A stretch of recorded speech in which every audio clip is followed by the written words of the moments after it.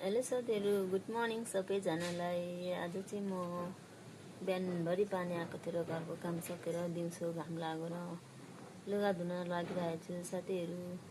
अनि यहाँ चाहिँ अहिले चाहिँ कस्तो मजाले घाम लागिरहेछ क्या। अनि लुगा नि धोइसकेँ, मैले चाहिँ लुगा धोइसकेँ अनि सकेर सुकाउनु थालेँ। अनि एकछिनपछि चाहिँ घाँस काट्न जान लागेको थिएँ, दिदी पनि आउनु भएछ र अनि घाँस काट्न दुवैजना गयौँ। एकजना दाजुले चाहिँ हाम्रो बुवालाई हेर्छु कस्तो हुनुभएको रहेछ भन्दै हुनुहुन्थ्यो र अनि बुवा त हेर्नु न भनेको बुवा हेर्नै मान्नुभएको छैन। अनि मम्मी चाहिँ बिहान दिदीलाई हेर्न दमक जानुभएको थियो, बिरामी हुनुहुन्थ्यो र अनि बिरामी हेरेर फर्किनु भयो।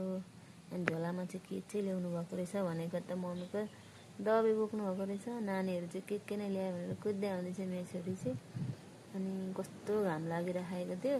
म चाहिँ घाँस काट्न गएँ साथीहरू। अनि घाँस काट्दा चाहिँ पहिले हल्लाएँ क्या, घाँसमा अब घाम लागेको थियो सर पाउँछ कि भनेर घाँस चाहिँ अनि थोरै 2 मुठा मात्रै ल्याएँ मैले चाहिँ। अनि चिया पकाऊ भन्नुभयो, अनि चिया खान थाल्यौँ मम्मी र म चाहिँ। मम्मीले चाहिँ चिया दियो अरे। अनि म चाहिँ बाख्रा लिन गएँ, बेलुका भइसकेको थियो। अनि केलाई घाँस काट्नुहुन्छ भन्नुहुन्छ होला साथीहरू। मेरो चाहिँ पुन्टी एउटा सानो पाठी छ, अनि त्यही पाठीलाई घाँस काट्छु। अनि बेलुका भयो, बेलुकाको तरकारी पनि मैले ठिक्क पारिसकेको थिएँ।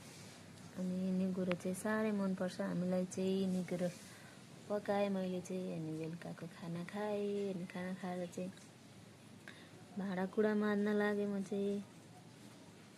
भाँडाकुँडा माझेर चाहिँ अनि एकछिन बसेँ म चाहिँ साथीहरू। घरमा यत्तिकै बसिरहेको थियौँ। अनि सबैजनाले मेरो चाहिँ भिडियो हेरिदिनु होला, थ्याङ्क यू सो मच भन्न चाहन्छु।